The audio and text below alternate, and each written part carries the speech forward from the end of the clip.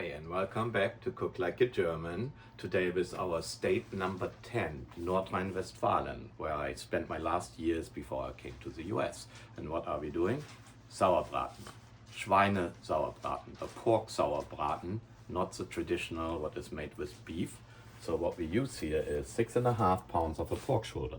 And we have to marinate this thing for 3-4 days.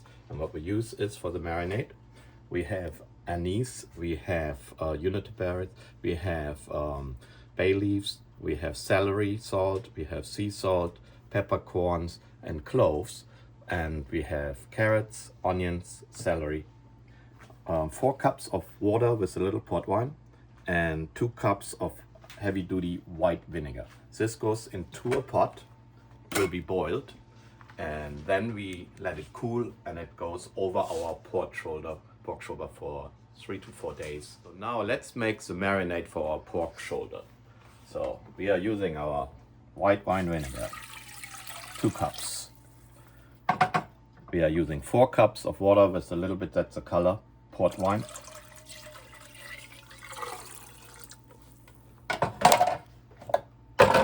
And everything goes in, celery, right in here. Doesn't have to be happy and clean and all nicely chopped because we will sieve it out anyway. Onions in. Carrots in. You can use like obviously long carrots if you have them. I ran out, but these are good too.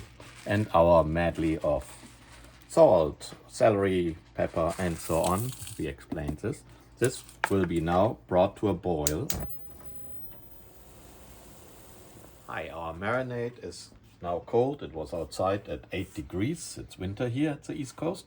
Now we pour this over our pork roast and let it sit for 3 days. And every 12 hours or so, you turn it around. So you make sure that it is like nicely covered from all sides. So let's do this and then let it rest for 3 days. And all the vegetables, everything goes in here. Because we will make eventually a gravy out of this. Hi, welcome back to Cook Like a German. And as a reminder, we are still making our Sauerbraten for Nordrhein-Westfalen, our 10th state. You saw us like making a brine and put the pork roast for the Schweinebraten, the Schweine Sauerbraten, into a brine. This is what it looks like after 5 days. And now we have to get it out. It's heavy, it's almost 7 pounds. And what we want to do is, we want to dry it up with a paper towel, and we have to score the fat. Using a good knife, and I can't say this often enough. Every single time you have knife work, before you start, slowly, you don't have to be perfect, but use a good steel and hone it. It makes it so much easier. And when you're done with your work, clean it, do the same thing and put it away. It gets these knives way longer life.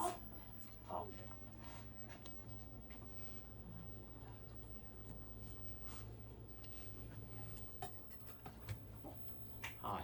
Now it's scored and it's ready for my spice mix. I use like 2 teaspoons of sea salt, 1 teaspoon of tarragon, thyme, half a teaspoon of tarragon, a little bit of onion, dried onions, white pepper, red pepper, and 2 teaspoons of paprika, peppercorns, and 2 teaspoons of caraway seed. We rub this in, and then we will go and like pan fry all the sides, all the whole thing.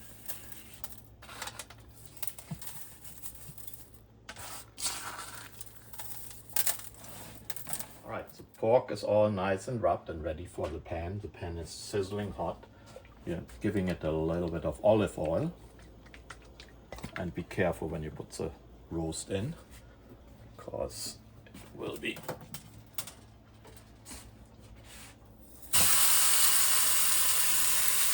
Alright, let's turn it. Don't touch this, it's very hot. Every side has to get brown. Let's see how this here works.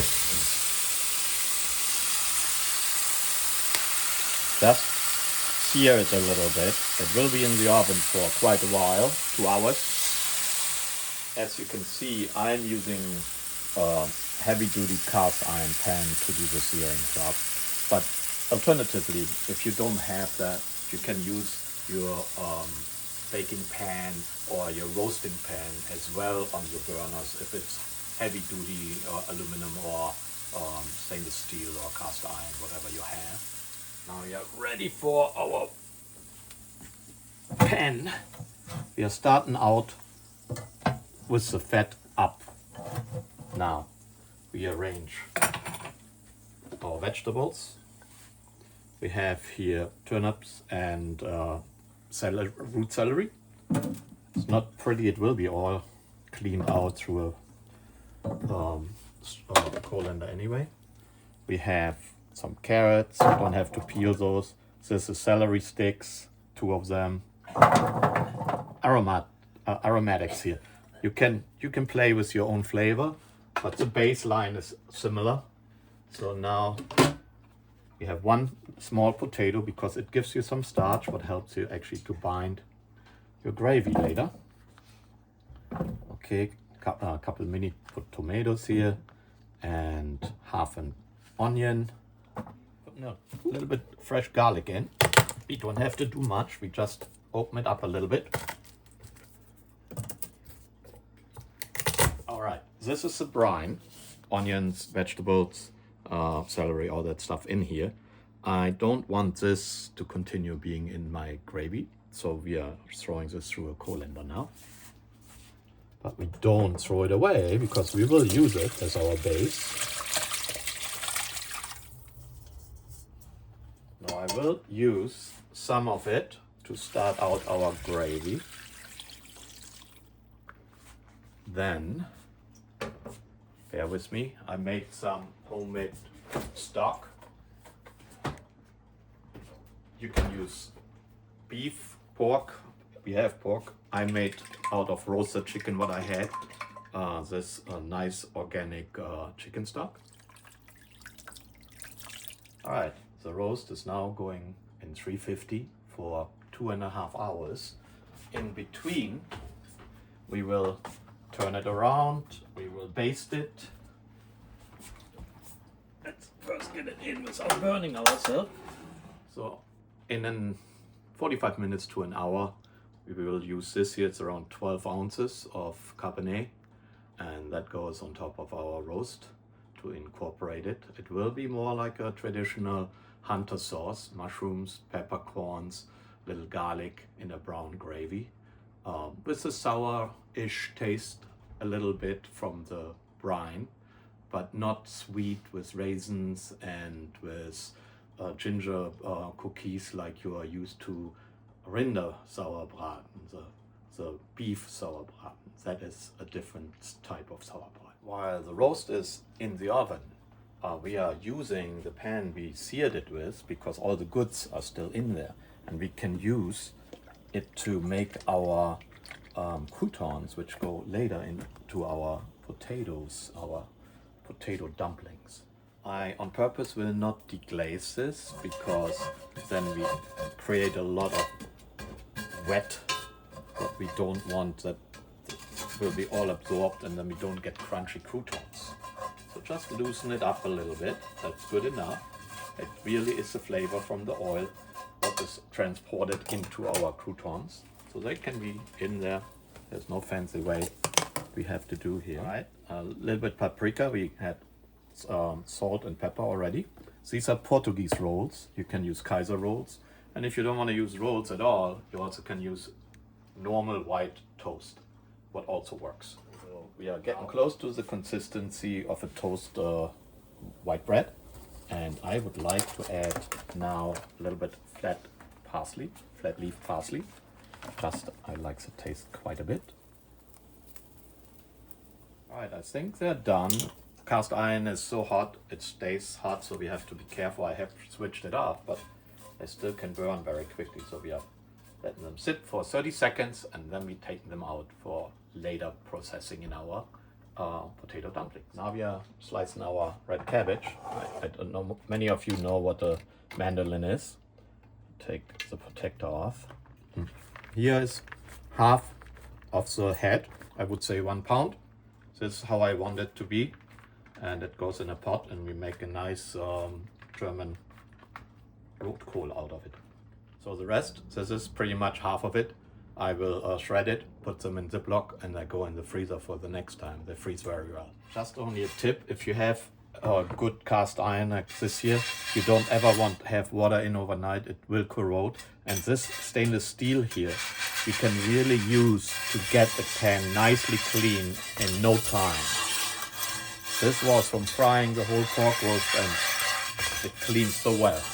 All right, one side dish, let's make a red cabbage, German style red cabbage. So this is 1 teaspoon of butter. Give it a second to heat up. So I add a shot of olive oil. Protects a little bit the butter to burn, from burning. And now let's braise the cabbage.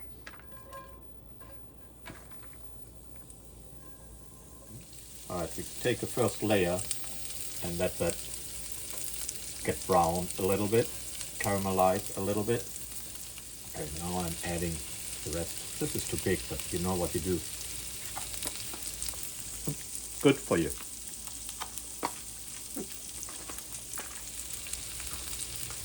When we start seeing it like this, a little bit already cooked, nice and darker purple, we start to season it. What we have here is just sea salt, pepper, and caraway seed. So very simple. Couple spoons, and not to forget, around 2 teaspoons of sugar. If you ever see on TV or so chefs doing this, you think like they're just cool doing this, but no. When they're going higher up and do this, they cover much more and you don't get like all sugars here or all spices here, nothing went there. So it's always good when you have an open pan like this just to really cover it. So I don't have an apple. I mean, ours froze outside. We had them outside, it's so cold here. But we have apple cider vinegar. And we want to have acid anyway. So we put a little bit in, deglaze it. We throw our half onion in. It will fall apart by the time we're done. We deglaze more with a third cup of water and a quarter cup of Cabernet. And we mix it a little bit. All right. Before we open the close the lid, a little Worcestershire sauce, almost like Maggi in Germany. Then a little Italian glaze of balsamic vinegar. Gives it a little sweetness. Now, after stirring, we close the lid. We want the liquid to evaporate. And let's see how it looks in 20 minutes. So now we are paying attention on our side dish, what is half and half potato dumpling. Half raw, half cooked and peeled. And I'm shredding the raw ones. And then later on we will combine it and make a dough out of it, make dumplings. So this is one raw shredded potato, what I mangled through the towel to get excess water out of it. So there shouldn't be anything coming out anymore. So this goes into our bowl. With it, we are cooking right now steamed potatoes, which we will peel and put through the ricer. Then we put it all together and with an egg and a little potato flour, create a dough for our potato, our Kartoffelknödel, halb und halb.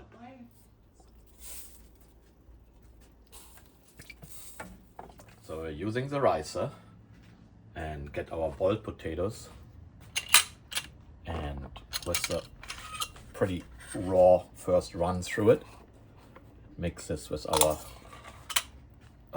raw potato, what also has nutmeg and paprika in it, but discolors it a little bit. But get all these potatoes in there, and then add an egg and a little flour and make a dough. We mixed the two potato raw and cooked with some one egg and a little flour. And now we are making this size of dumplings. When we are done with those, we open up a little hole. We're taking a crouton, bury it in there, close it up, and those dumplings will go in rolling water for around 20 minutes. They will go down and come up to the surface and they're done. Hopefully they don't fall apart.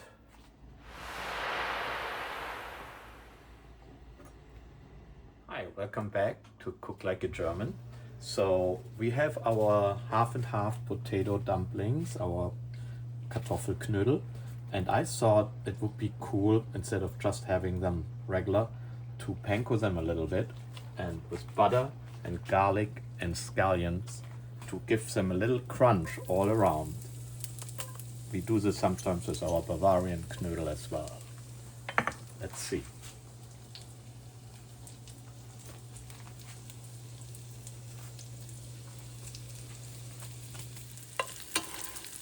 Hi, welcome back to Cook Like a German. Our roast is roasted for, I would say, 3 hours. It's 6.9 pounds, so we needed a little bit more. You want to accomplish like something around 165 degrees internal temperature. We are taking the roast out now. It's rested already.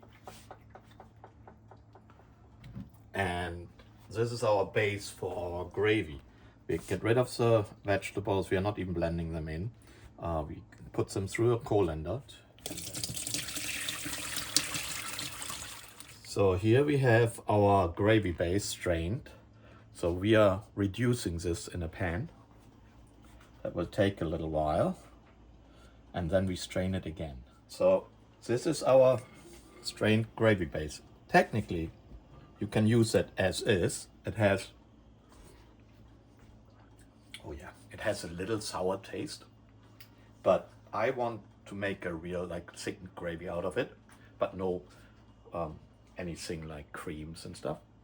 And I want to use some peppercorns, green peppercorns in my, and some of the mushrooms and the scallions and a little garlic.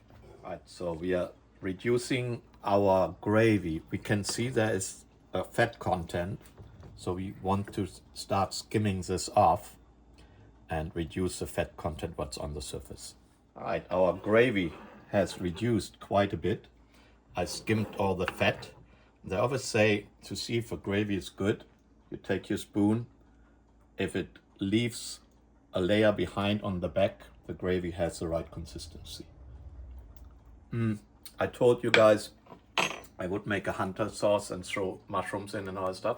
Not everyone wants the gravy so thick with all the mushrooms. So what I did, I used some pan-fried mushrooms and some scallions and put some of the gravy in, and we can warm that up and then spoon it into this on your plate if you want more or less of it. So that keeps the gravy a little thinner. We have one of the dumplings here. We have the red cabbage. We have a lot of croutons and pan-fried panko. You can sprinkle over. So the biggest problem now will be this guy. This is a pork roast, bone in, but it is not a butt, what you normally get. This is called a picnic roast. So the bone runs different. It runs from here all the way through to here. This is all fat. Don't throw it away. We can use this and make crackling, almost like bacon out of it. It is a little dark because it has been like saturated with red wine and our gravy during the 3-hour baking or broiling process. So it's not burned, so it's looking actually pretty good. Let's see what we get and where our bone is. We are using I try out first the meat knife before I use a deboning knife to see where the bone is. Let's see. There's one there.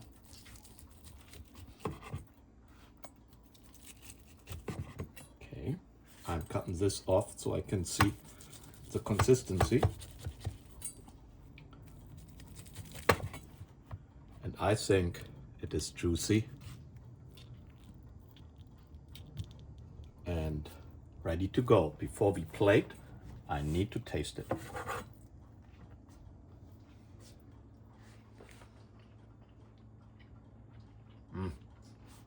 It's good. It has this distinctive taste of this Sauerbraten brine in it.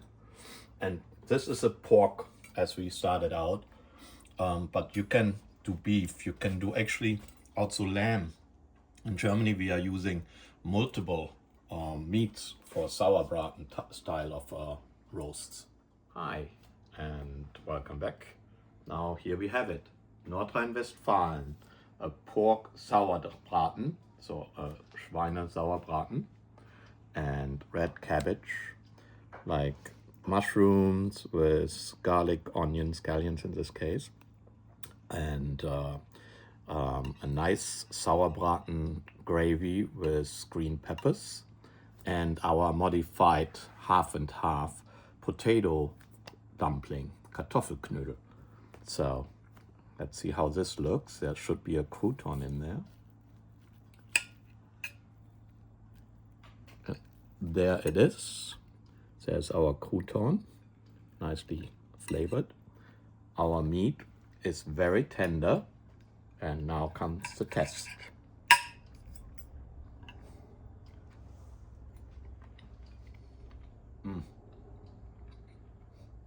It's so tender. And now the dumpling. I don't make those very often, but give it a shot. Let's see.